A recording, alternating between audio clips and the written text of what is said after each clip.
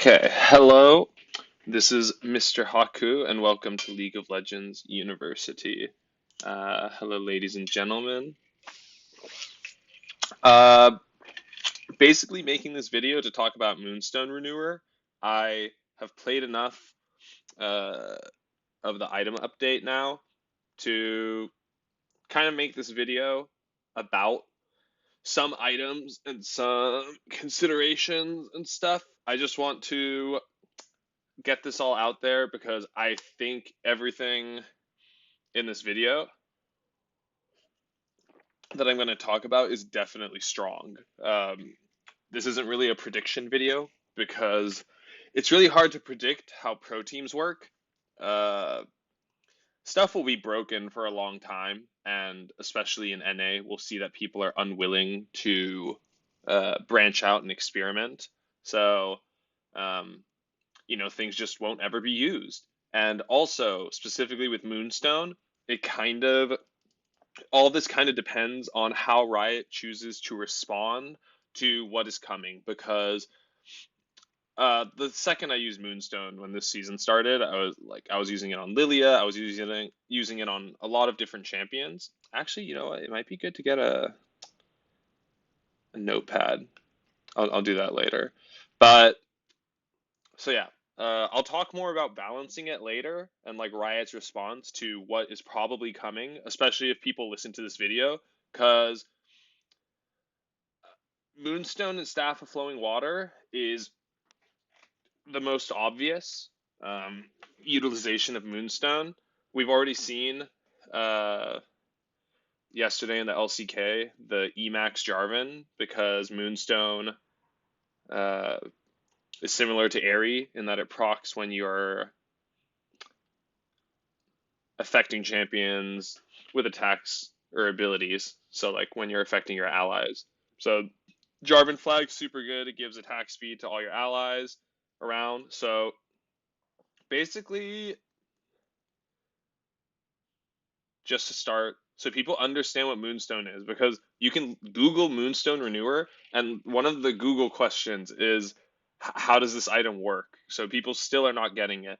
And I think it's helpful to think of Moonstone as like a little like a little AI that what it does, it's a robot, okay? Like think of it as a robot or a Pez dispenser, I don't know. So it's like a little self-targeted AI robot that shoots a beam of healing to one of your nearby allies uh, every 2 seconds. There's a 2 second cooldown. So it shoots a little laser beam at one of your allies, your lowest health nearest ally, and then there's a 2 second cooldown. And then it shoots another laser beam, and then it shoots another, like that. That's how you should think of it. People are getting very confused, I think, because I think the automatic assumption is that this is an item that only can be used, at least at the beginning of the preseason. People were thinking like this is only an item that can be used if you have like shields and heals, and it's like no. Uh, I think Riot very deliberately, I mean, they must have wanted this to be used by more than just enchanters, because they put no heal and shield percentage boost on it, and they made it so that you can get full use out of this item offensively, like just by being in a fight or poking the enemy, and we'll get into that later. And this is why I want this. This is why I want my notes. Am I doxing myself? I want a new note page. New note. Okay, cool. Oh no. Fucking. It's exactly what I didn't want. Fine, new document. Jesus. Okay, this is better. Okay, so now that we're getting into it, as I'm talking, I can start listing out the reasons why Moonstone, or like what Moonstone is about, and like the qualities we look at. And I decided to do a process video this time because I've been playing a lot of League with my younger brother and his friends, and a lot of them, uh, they want to be better at League, but they don't know how to like research things or experiment. All their builds are from Blitz GG, all their runes are from Blitz GG. Like they don't know what everything does. They don't, etc. So I decided to show my process of like researching this stuff. and like thinking about item builds. So if people can learn how to learn and how to investigate these things and how to think about, because inevitably the items are going to change again and there's going to be balance patches in mid-season, whatever they're going to do. Is that a garbage truck in the back? Let me close the window. Oh. Okay. So what was I talking about? Oh, so you can Moonstone, much like Airy, I'll write this out. Moonstone, much like Airy, can be full value utilized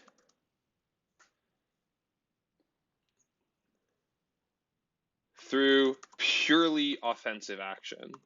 And what I mean by that is uh, when Summoner Airy came out and they did the runes reforged, there was this idea from people that because Airy was a rune that could both damage enemies and shield allies, that in order to be a good Airy user, you had to do both. Like if you somehow weren't both poking and shielding allies, you weren't making full use of the rune. But that's not quite correct, people realize, and it's why you still see it on like Teemo and Jace and Riven before Conqueror became a keystone, is that you can only do one of those things at a time.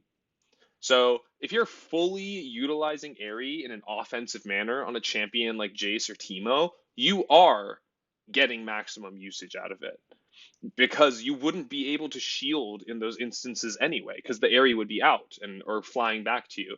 And it's much the same thing with Moonstone. People think you might have to like have shields or heals, but it's like no, you can literally just 100% of the time, every 2 seconds, be damaging the enemy with an allied champion near you, and uh, you'll uh, you'll be healing. You'll be using it. Like you'll be using it on cooldown. So there won't be any opportunity. Like it's not like you're missing out on Moonstone healing because you're not um, shielding your allies or affecting your allies with some sort of ability. So uh, that's what makes Moonstone, in theory, you could build on anyone. And I think if the item, I mean, maybe the item is overtuned to this extent where you could have a team that literally just builds 5 Moonstones. We'll probably see that like in meme form on YouTube or on Reddit. Because in theory, a 5 Moonstone team comp works. Um, so now that we've talked about that, though, like let's start getting into what are the qualities that like make Moonstone good, or like what are the attributes like um, synergies with Moonstone in terms of champion kits. We have to say like frequent application, which is kind of what I was just talking about now. Like if you're in combat, that's frequent application, but there's frequent application uh, offensively versus defensively. God, this font might be too small. Whatever, people can squint. Uh, so there's frequent application. There's actually, can I draw on this? Would it let me? Can I draw on this? No, there's no way. Oh, I can. Wait, where'd it go? Tap to add a drawing. Oh, oh, baby, we're rich.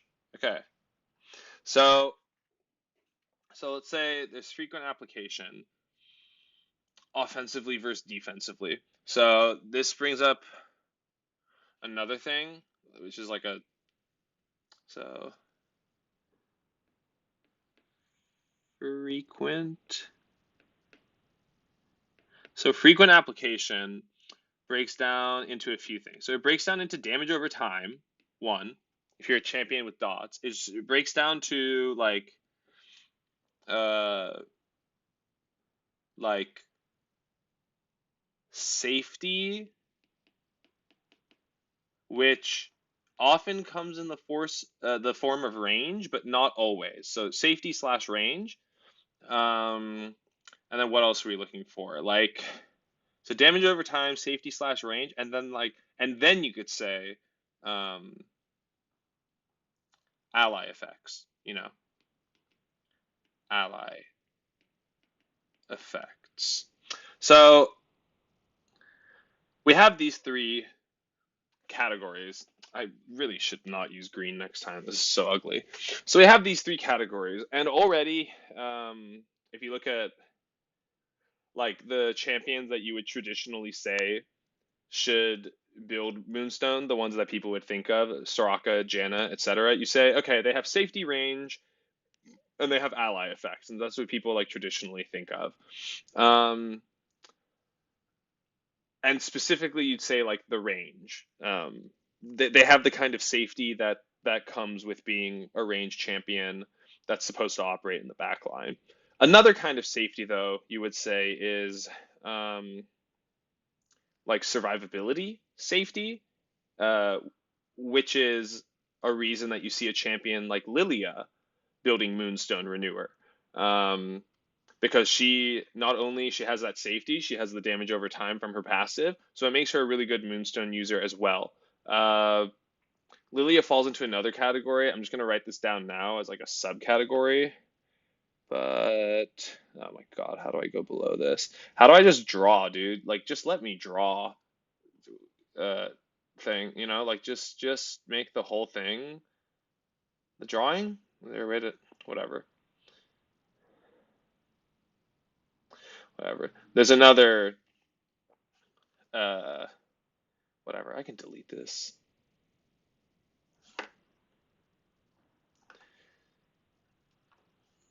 Um, let's just make the font bigger. There we go. Can you tell I just got this iPad? Okay. So there's another thing when we're talking about Moonstone, and that would be what I'll call the unsealed spellbook requirement. When does a champion take unsealed spellbook? Ladies and gentlemen, when there is no keystone that they would rather take. When does a champion take Moonstone Renewer? Sometimes when there's no other uh, mythic that you need. Sorry, brain fart. And when I say mythic you need, I guess I would say more like the champion can operate without any of the other mythic items. And Lilia also meets that requirement very closely. And you would say Unsealed Spellbook slash what used to be Summoner Spellbook kind of uh, had the same thing where it was like if you're playing a champion that doesn't need one of these other keystones to operate, why not go with Unsealed Spellbook? Give yourself that flexibility. It's still one of the reasons we see it on like Bard, Braum, a lot of supports, even mid lane still sometimes. So, uh, no other required mythic would be another thing we say. What just happened? Wait, I need to delete this drawing now, I think. No other required mythic. Is this font is too large now? Dang, I need like a Goldilocks font. Okay, no other required mythic.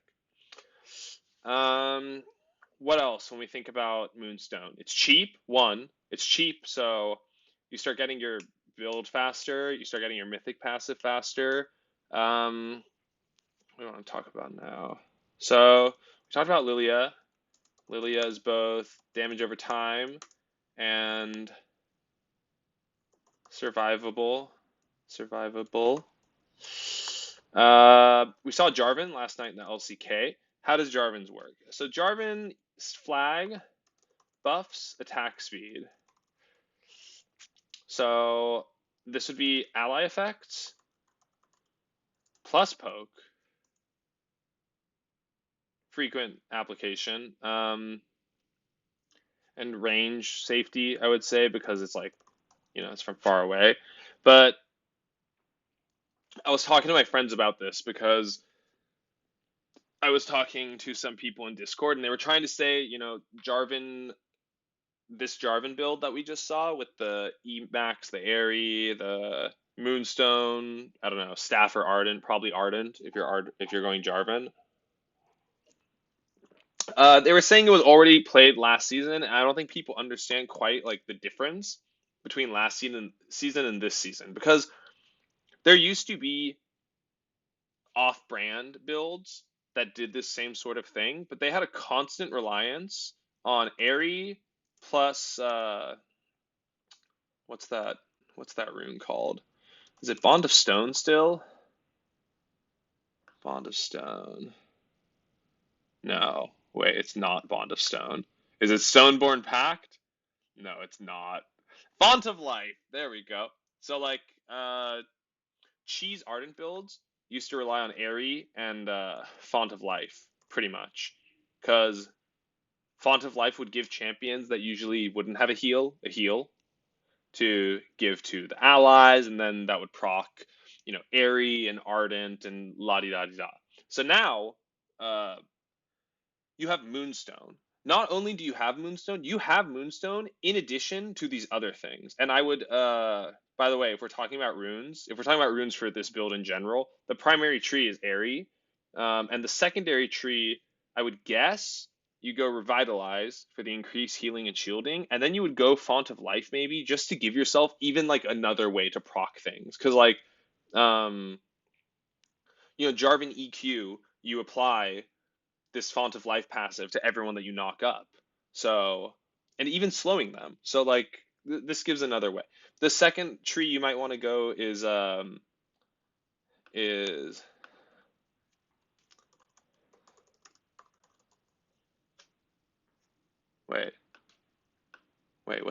wait. What's it called? Isn't it the precision tree? Is that not what it's called? I'm pretty sure. Yeah, it's the precision tree. Okay.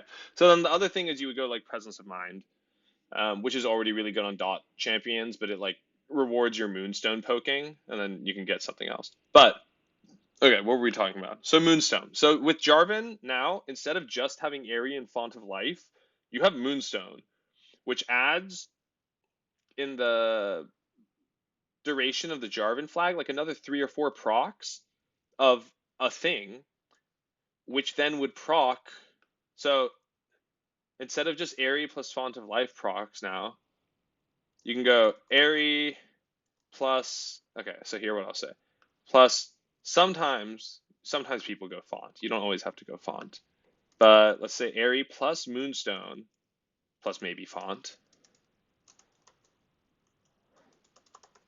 So this would be also for champions while we're talking like actually I don't want to give it away yet. So Airy plus Moonstone plus Font of Life. So we say now we have an additional like 3 to 4 procs. So now you take this Airy plus Font of Life or this Airy plus Moonstone plus Font of Life procs. And you would multiply this by the effects you have. So one of the effects is the Moonstone itself, but then you would multiply that by the Ardent Sensor that you have, and the Staff of Flowing Water. We're just going to say Ardent and then Staff of Flowing Water, SOFW. That doesn't really, it'll probably just be Staff, right? Ardent Staff.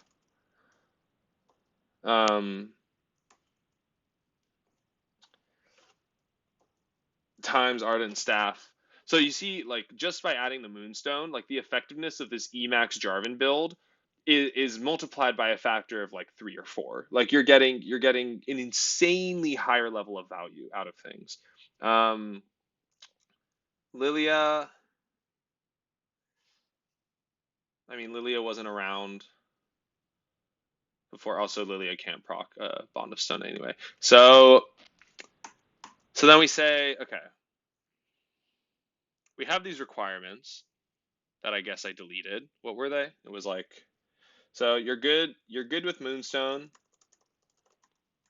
if you have poke, ally effects, frequent application, and yeah, like dots. So then while we say dots, what other champs come to mind? What are like the best dot champions in the game? Teemo?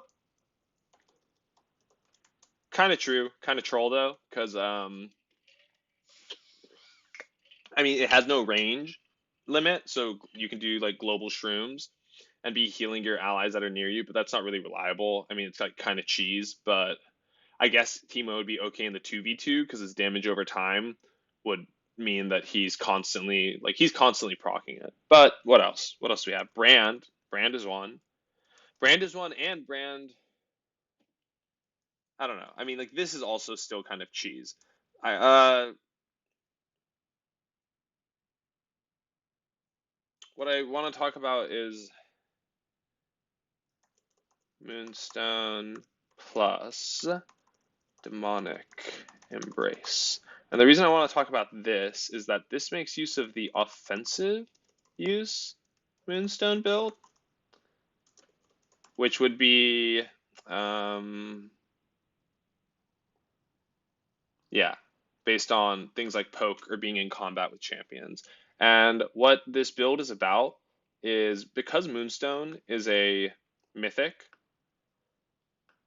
you can't go Leandries. So you can't augment your damage over time and therefore get more Moonstone procs off of your poke from Leandries because you're shut out of it. But Demonic Embrace is not a mythic and in fact applies a, what is it? 4 seconds. 4 seconds. So that's two more Moonstone procs on everything that you land. So here is a build when I talk about Brand, because I know some people, I say like the idea, Brand and Teemo, and honestly Lilia, because when I was building Moonstone on Lilia at the beginning of the preseason, my friends who I was playing with really were like, but you can't miss out on Leandries. And it's like, no, no, no, you can miss out on Leandries because what you're doing here, yes, Moonstone plus Demonic Embrace, certainly less damage than Leandry's Demonic Embrace. No one is arguing that.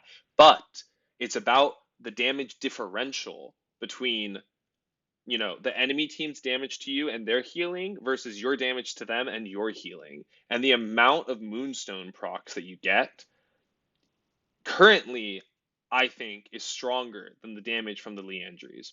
So also Moonstone is just again like much cheaper. It gives mana regen, which is its own debate, mana regen versus flat mana.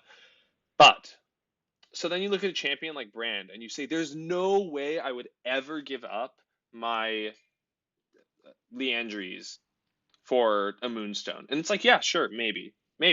But I don't know. Like maybe you're a Brand support and your team actually does need the heals and you have a Vagar mid or something and you don't really or like a LeBlanc mid. You're like, I don't really need to be doing the damage, but if I can heal my team a little bit, man, like that would make such a big difference this game. You go Moonstone, you go Demonic, suddenly Demonic Embrace has become an item that severely augments the healing of Moonstone because it gives you that dot on abilities and it leaves you in combat far, far longer. A Brand with a Moonstone and a Demonic, I don't even know. Like, how long does Brand passive last? Brand lol. Let's look. Look at this. This is how I do it, guys. This is how you invent builds and stuff. Okay. Sets his target ablaze. It deals the damage over 3.25 seconds, but let's say it's 4. So just landing one ability on Brand would get you what, 8 Moonstone procs with this build? If you go Moonstone Demonic Embrace on Brand, you know, they burn for the duration of Brand's passive, and then they burn for the Demonic Embrace after. And that entire time Moonstone is being procced off cooldown. Because that's the other thing with damage over time application is if you're keeping a damage over time ability on your enemy, you're literally using Moonstone the instant it is off cooldown. You're not waiting to land poke. You're not even Lilia. You're not Lilia like you might have ducked out of the fight. Your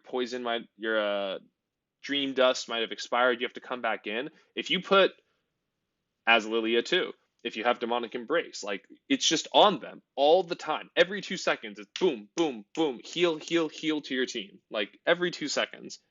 So, um, obviously, Moonstone plus Staff of Flowing Water is safer. It's very synergistic because of the AP. I think Staff on its own is just a very strong item because of how it sort of interacts with itself in a way. Because the stats given by Ardent don't boosts survivability. Staff gives you AP that you then like shield um and like heal your team with. You know? Like it's like a feedback loop with Staff of Flowing Water because the stats that it gives you are useful in the thing that you're trying to do. Um Whereas like Ardent is a little bit different. Like Ardent is still helping your team, but it's not literally doing the same thing as Moonstone, you know? Like Ardent is not about keeping your teammate alive. In a roundabout way, it could be. It used to be. It used to give lifesteal, but now it gives, attack speed, which and the on hit, which, if you have Omnivamp or lifesteal or whatever. But yeah. Staff Moonstone, obviously strong. I think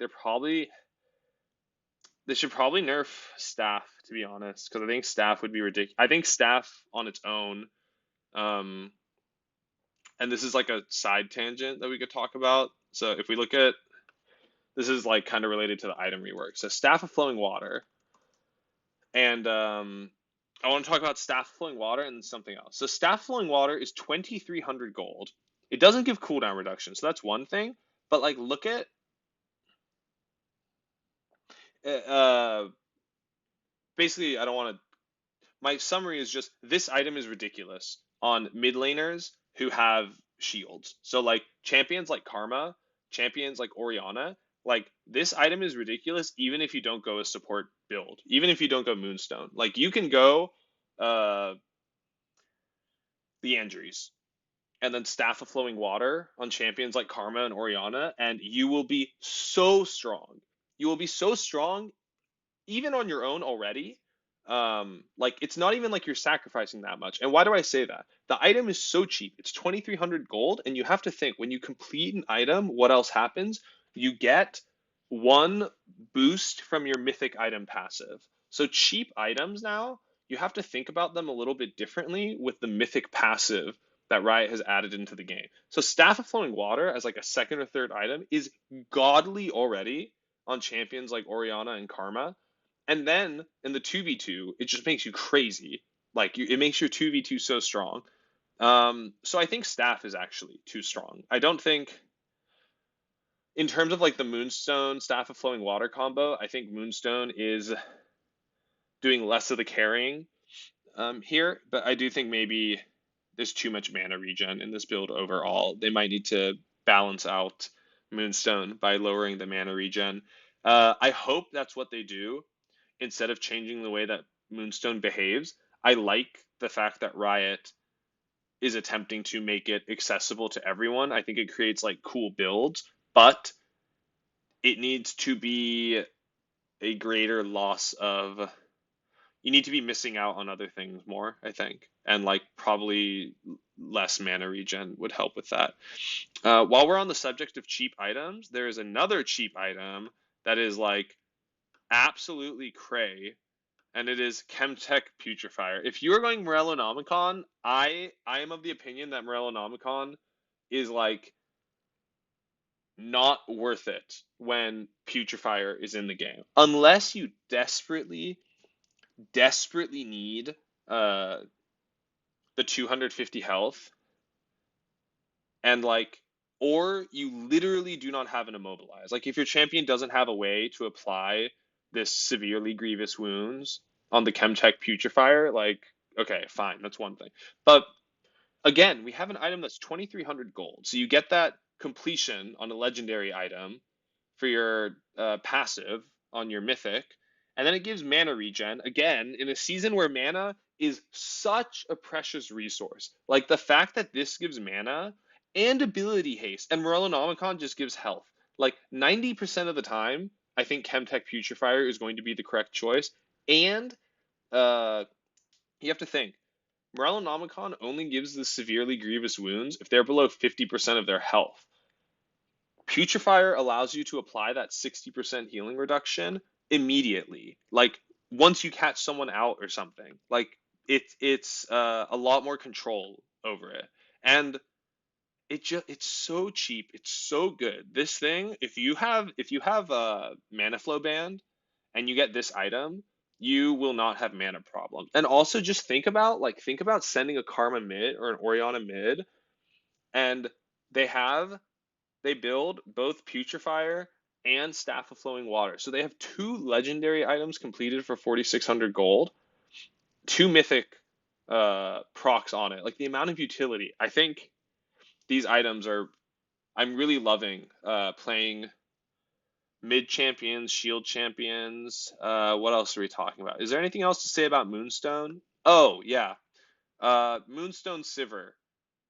And I know that sounds crazy, but let's talk about Sivir because over and over I'm seeing on the League subreddit that people think this champion is bad, and I think people are very, very highly uncreative. So, what do I mean by that? So, we want a champion with poke, ally effects, frequent application, dots. I think we previously had what? We had safety range. Sivir has poke. Sivir's ultimate gives all of her allies bonus movement speed around her, much in the same way that Jarvan's flag. Frequent application, yep. Safety in range. Sivir is incredibly safe in range once you stop playing her to auto attack. And I know this is going to sound controversial, and I've gotten into arguments with people on Reddit over this. I just keep saying what I'm saying. Just try it. And what I mean by just try it is I think in the current state of the game and Sivir's current place in it, W on Sivir is a noob bait. The idea, the fantasy of the ricochet, the crit ricochet storm is not as good as what Sivir is good at now. And what are the reasons for this? Okay. So Sivir gets bonus movement speed on her passive when she hits enemies with anything. Any of her ricochets, any of her boomerang blades, any of her autos. So that's already really good. That's a lot of mobility, that's a lot of kiting. Sivir Q. I don't think many people know this. Sivir Q has 100% AP ratio, and it still does physical damage. So what this means is that you can build items on Sivir that have AP and technically, like let's say a Zanya's or like a Banshee's Veil, technically you are making use of some of that AP. So, but here to me is the money shot because I don't think people know this because I think people usually on AD carry Sivir where they're going bot lane and they're going for crits, they max Q then W. But look at this E. Look at this E. It costs no mana. It restores 110 to 150, and the cooldown per rank goes down by 3 seconds. Look at this. It goes down from 22 seconds to 10, flat like base. That's the base cooldown. That's crazy to me. So here's basically the build, I think, with Sivir. You go Q max into E max. You play her like an artillery mage, basically. Like you play just around her Qs. You go this would probably work mid lane, I think, because I've played some Sivir mid lane, but you would go, tier, you would go Muramana to make sure you never run out of mana. And then you go Airy. So okay, let's pull up the runes. Sorcery tree runes reforged. So here's the build. You could try it. I know it's good. I've tested it out. If you're brave, go for it. Runes reforged. Why can't I just find it? Oh my god, just let me. Here. Sorcery tree. Okay. So summon Airy. Mana flow band. Here, there's some debate for Sivir. All of these could be good, just because Sivir has a lot of bonus movement seed built into her kit, so she actually is one of the few champions that makes use of celerity now. Absolute focus, Sivir is really easy to stay at high health, so you can actually keep this buff up with your spell shield in your long range, because this build, again, does not involve going into auto range. Like, do not be trying, unless it's like, in certain situations you can be autoing to get like Moonstone procs and stuff and some damage, but like really you should be playing around your Q and your E because between the move speed of your passive, your Q wave clear, and like the range and the damage, and your E, you should be incredibly safe. So you can do absolute focus. Wait, is this the? Oh. And then like Scorch, Gathering Storm, it's kind of up to you. The real big ones are this, and then secondary on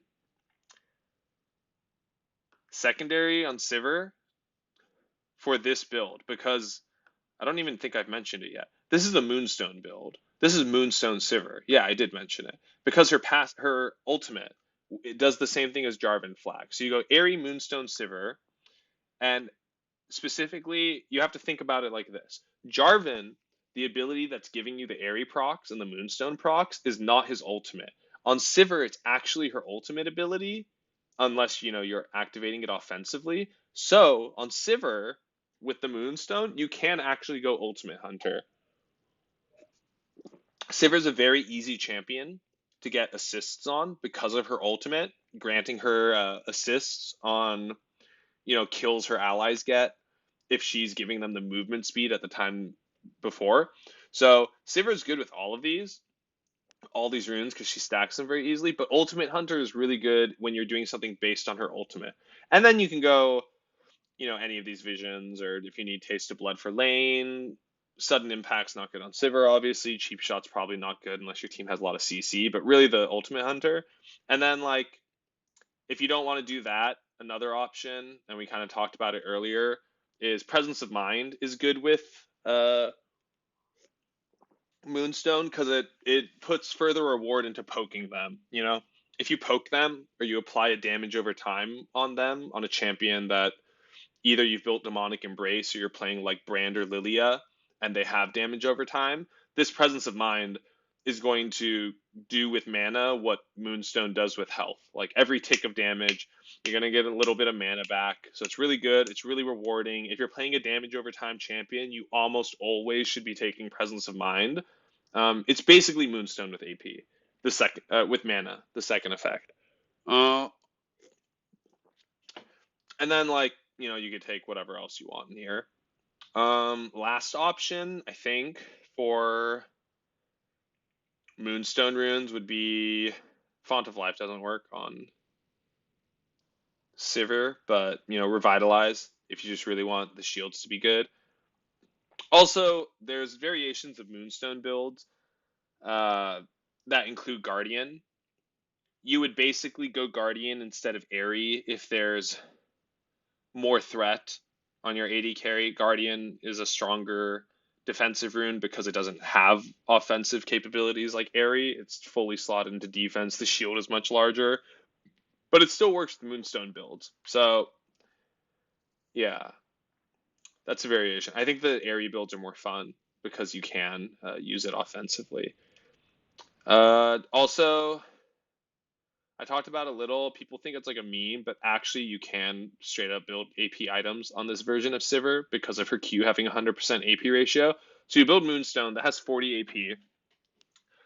If you want to go the offense use Moonstone build, you totally can. You can go, so for Sivir it would be Muramana plus Moonstone plus Demonic Embrace. Basically, this would be the build on Sivir, and it's a Q max into E max. Look, just off this, Muramana has 15 ability haste. Moonstone gives what?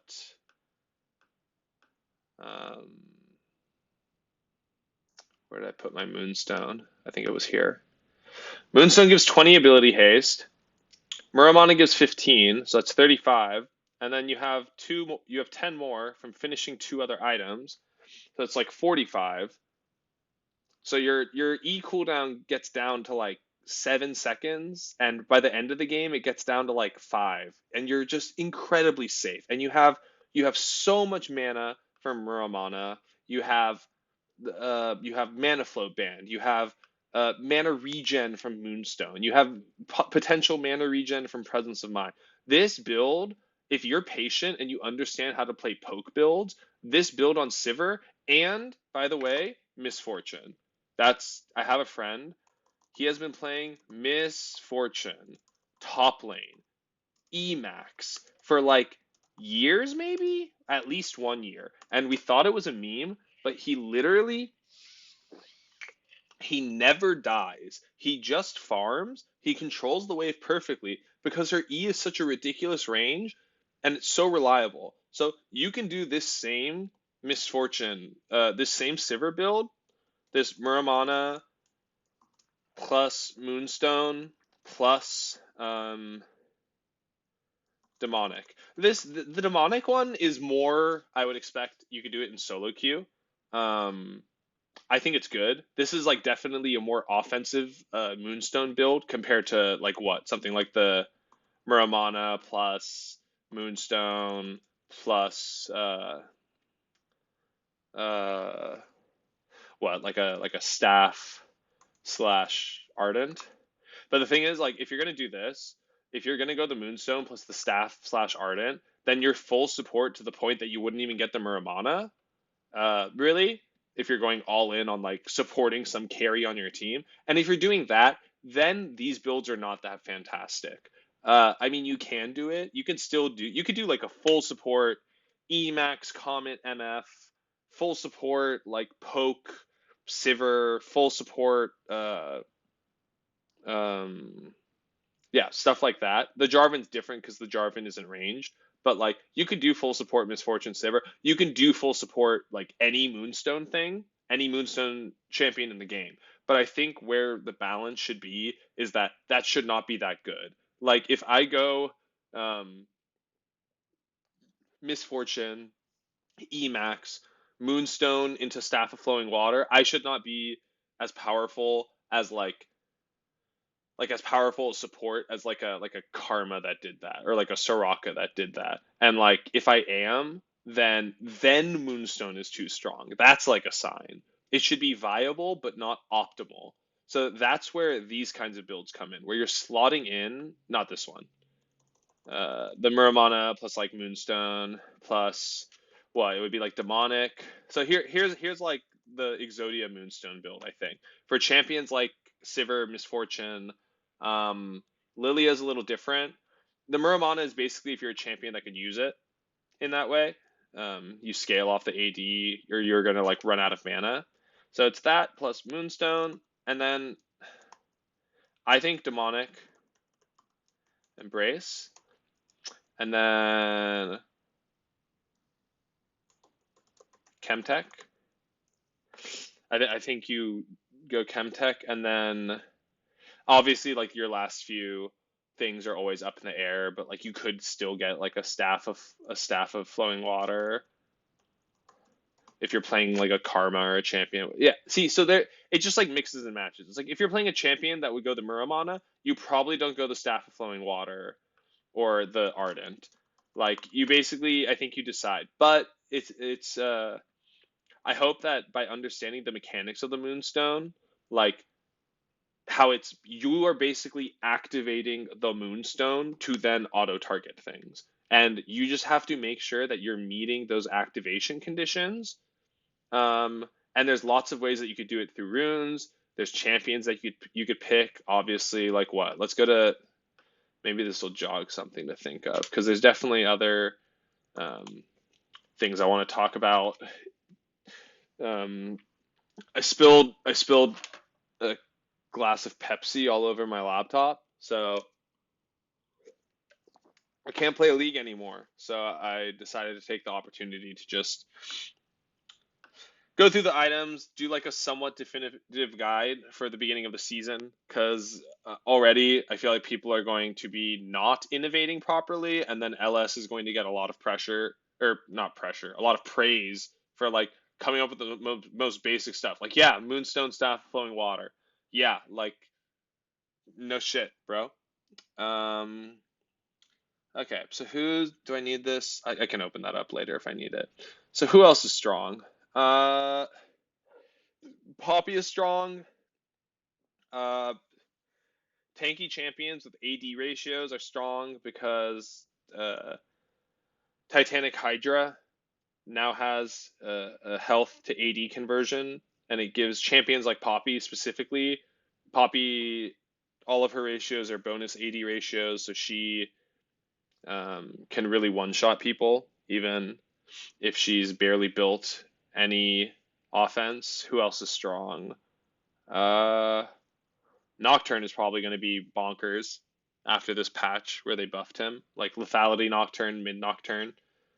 Uh, do we have any other spicy? So this is live. Like this is like another process thing. This is how I look at like who could be good at things. So like let's say we're looking for Moonstone stuff. Like Zillion, fine. Zillion E affects his allies, so that's something. Zyra's really good with Imperial Mandate, blah blah blah. Anything weird? Anything weird we could do? Vel'Koz could probably get a lot of procs just because he's ranged. Like artillery mages, that's another one. Oh, Lux is probably God. Oh, okay. So there's a couple more item things I wanted to talk about. This reminded me. So first off, Riftmaker. Riftmaker is, in my opinion, a late game mythic item. And what do I mean by that? Because I've tried to express this to my friends before, and they were indignant. They were like, I love finishing Riftmaker. Okay, but here's the thing about Riftmaker. What do you actually love about Riftmaker? Because I'm going to bet money it's probably the Leeching Leer. Let's look at the stats of Leeching Leer compared to Riftmaker. Notice anything? I do, okay? So we get some free ability haste when we upgrade to Riftmaker. That's nice. What don't we get? The health literally stays the same from the Ruby Crystal to the finished item. So it's 150 health. We get 5% Omnivamp, and we get 60 ability power. Okay. We get the passive. What does the passive remind you of? The passive is basically the old Conqueror that made you deal true damage that was really good against tanks. So, and then we look at the Mythic passive. Not 5 flat Magic Pen, 5% Magic Pen. All of this screams, like, all this together. Like, look, upgrading the item, you put in another 1900 gold after you get the Leeching Leer. You get 60 ability power, you get 5% Omnivamp, you get 15 ability haste. You get these passives, which on its surface, they look cool, but these passives are only really useful against tanks. They're really only useful against tanks, and they're not even useful against tanks immediately. These are late game passives. Like if this was not a mythic item, I don't think anyone would build this first. I think very much what people would do, they would treat it like the old. I don't know if people remember Will of the Ancient, Will of the Ancients. Uh, so there was this item called Will of the Ancients that gave Omnivamp, and uh, it built out of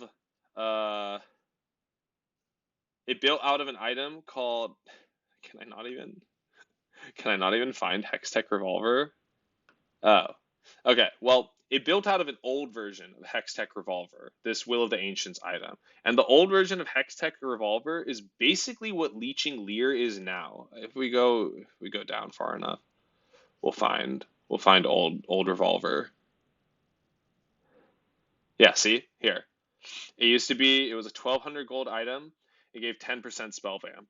So now we have Leeching Leer in the game, which is basically that thing. So we're just going to follow the old strategy. If you are playing a champ, this is the rule. And like this is the thing. Like if you see pros building this, they don't know what they're doing. Like do not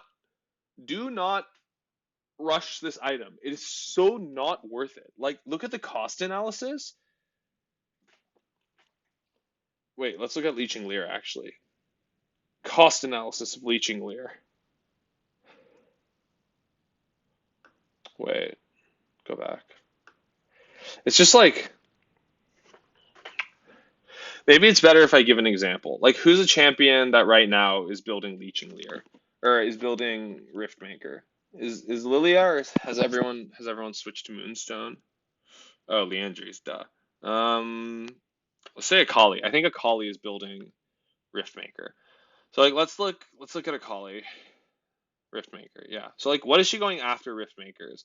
She's going Zanya's. She's going uh like Lichbane, But like, let's say Zhonya's, because Zhonya's is a good item, and this is usually like what pros go.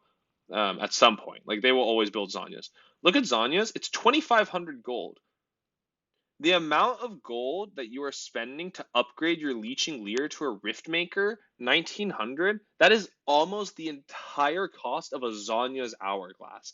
Can you tell me that you would actually want a Riftmaker plus like what? What is it? What's the difference is 600 gold. So like a Riftmaker plus an Amplifying Tome versus a Leeching Leer and a Zhonya's.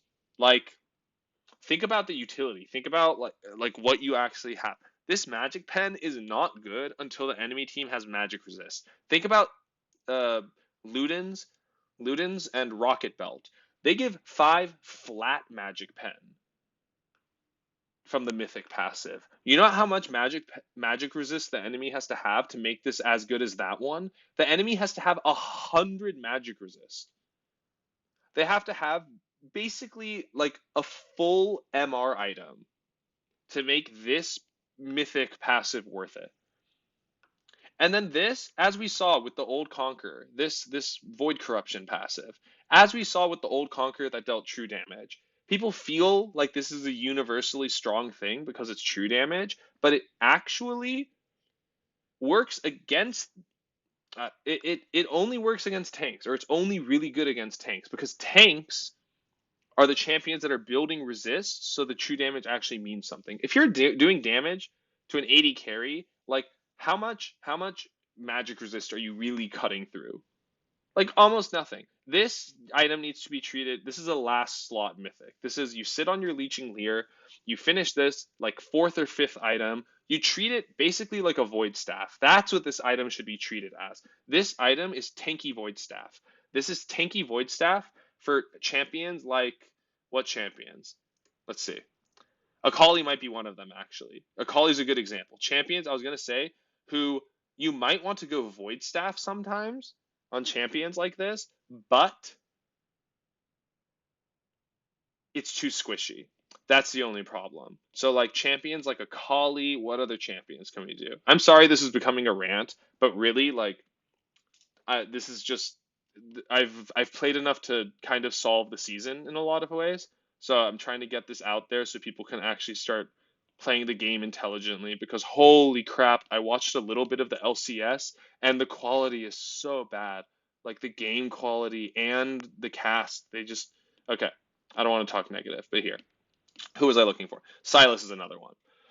Like Silas is another champion that you're like, okay, I might want to get a Void Staff. They might have a lot of magic resist, but getting a Void Staff is going to feel pretty bad when it literally gives me no health.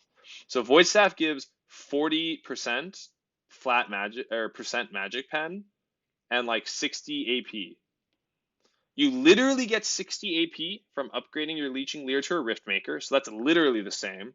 And then basically, let's say this is your last item, so you have 4 other completed items. You're getting half the magic pen, true, but then you're getting a little bit of health, ability paste, omnivamp. It's like a better trade-off. This item should be treated as tanky Void Staff, basically. Or Riftmaker in conjunction with Void Staff if like you're in some god awful scenario where literally your entire team has picked magic resist and they have a Mundo. Okay? So that's Riftmaker. That's how Riftmaker should be treated. This is not a good rush item. Like really do not rush this item. Okay. Other item things. Other item thing I want to talk about. Spirit Visage is bonkers. So is Gargoyle's Stone Plate. But I'm going to talk about Spirit Visage. So for those of you who don't know, Spirit Visage was changed to increase shielding as well as healing. What does this mean? If you're a champion that has healing and shielding, this item just became bananas on you. Who are we talking about here? Okay. Silas, not you. You don't have a shield anymore. Okay. So, what immediately comes to mind? Camille, possibly. Camille, if you're in a case where like you really need the magic resist, she would be good, especially with Conqueror. Um, Same thing, kind of with Galio. Uh, Ivern. So shield champions that can shield themselves, really good too. And I'll get to that in a second. But on the server, I'll get to yeah, because that doesn't make sense out of context. But like let's Shen. Shen's another one. Mordekaiser, Volibear got a huge buff with this. Mordekaiser got a huge buff with this. Scions is pretty good, but I think the biggest winners are Mordekaiser and Volibear because they both have healing and shielding built into their kit. And Mordekaiser W especially, if you read how that ability works, it gets like triple value from Spirit Visage, so it's really good. Did I miss anyone? Karma's good with Spirit Visage now, and this is the second part of the Spirit Visage. So the way you should view Spirit Visage now, in addition to what it is already on champions like Mordekaiser and Volibear, this item should be treated as the uh, Zanya's against magic damage. And what do I mean by that? I mean, most specifically, when I'm talking about champions like, um, when I'm talking about champions like Lux, uh, Sona, Soraka, uh, Karma, Janna, like these supports, Lulu, another one. These supports that you have to kill or they will keep the entire team alive. You know what I mean? Like these almost hyper carry supports that they're pumping out such an insane rate of shields and heals and disruption that you're like, if I don't kill this support, uh I literally, like, we can't win the team fight. And whose job is it mostly to kill the support in that kind of way? It's going to be like the assassin, you know? So if you're against or like a diver, like an assassin or a diver, someone like to go in and kill the support. So if you're in a situation like that as a support, one of your options, obviously, I mean, I don't think people really do this, but you could, is Zanya's. It's a little more common, like if you were, I would guess, Zyra players at least sometimes build Zanya's, right? Are they going mandate now? No, I don't know. Stopwatch there. But like, if you really like, if you're getting Dove, you can get a Zanya's, blah blah blah.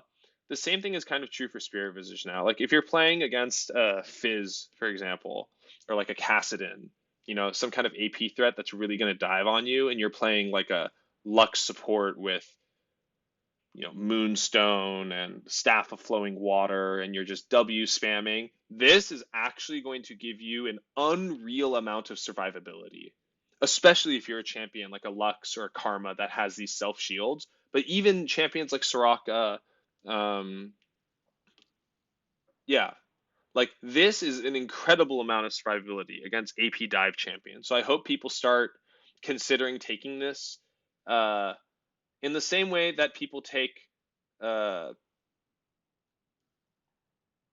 Zanya's against AD dive threats. I understand there's a slight difference because Zanya's is partially offensive, but here Spirit Visage, it's giving you ability haste, it's giving you magic resist. So really, what you're switching out is the health for AP, but it still is just a shocking amount of survivability. So please, I think Force of Nature might be bad. Also, Zeke's is probably really good. Zeke's Convergence, they made it deal a ton of damage. What else is there? Champions. Um, Corki. Corki should go Divine Sunder because, yeah, I'll talk about Divine Sunder briefly, just so people understand some of the exceptions to it. If you go Divine Sunder deals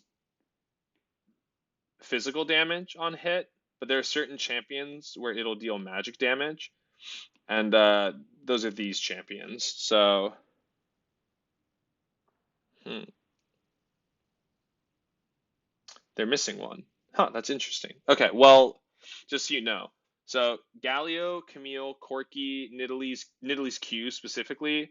Um, but these are champions that convert the type of damage that Divine Sunder does. So Camille converts it to true damage, we know that. But Corki, Nidalee, Galio, and Silas, Galio and Silas's passives, convert this to magic damage. And that's very different than physical damage because people get armor naturally per level. People don't always get armor naturally per level. And yeah, it's just good to know.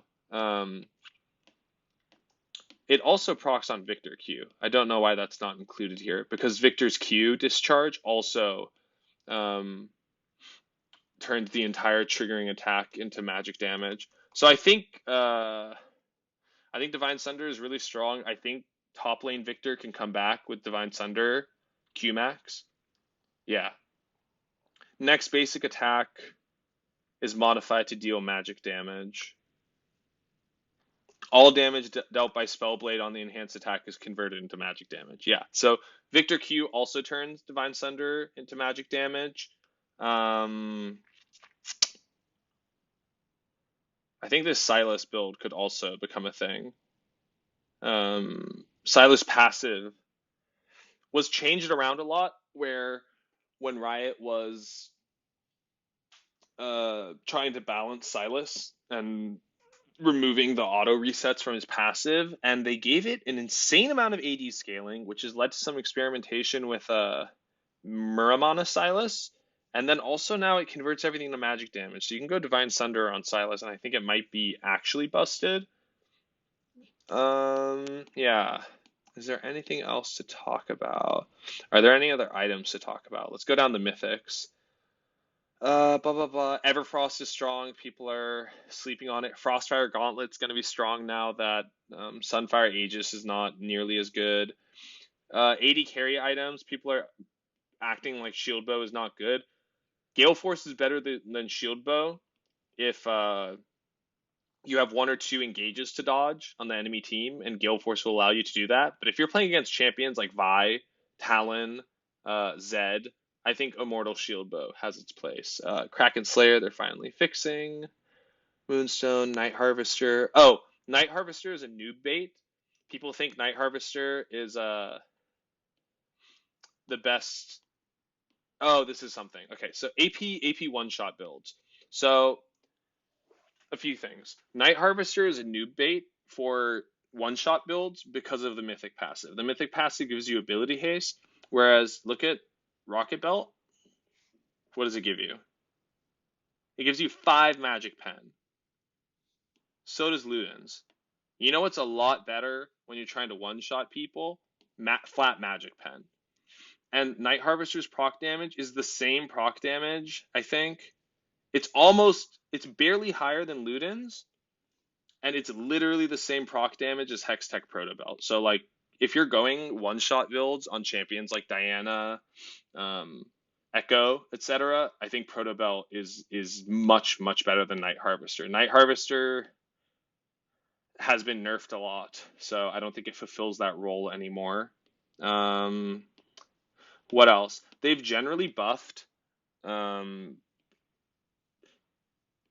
like cheese builds and AP cheese builds, which we've already seen with like the return of AP Rengar and such, because they just added so much proc damage to the game. They've added Horizon Focus, they've added Rocket Belt, Night Harvester, they've added all this Magic Pen. They buffed they buffed Lichbane. They made Lichbane scale much better. Um, they increased the cooldown, but now the Lichbane proc is like much bigger. Nashor's Tooth is much bigger damage, and like it's just yeah. So like one shot builds are stronger. Also, you can just get more CDR. So cheese AP builds like Volibear, AP Volibear, or like AP MF that rely on one ability because of ability haste now. Ability haste. And the fact that you can get more than 40% CDR, it like helps those champions. Lightning round, Vandal Glass Mirror is really good. Sit on it sometimes if you're an AP champion in the mid, and then you could turn it into a Chemtech Putrefier. It gives you mana regen and CDR. Boots of Lucidity are broken.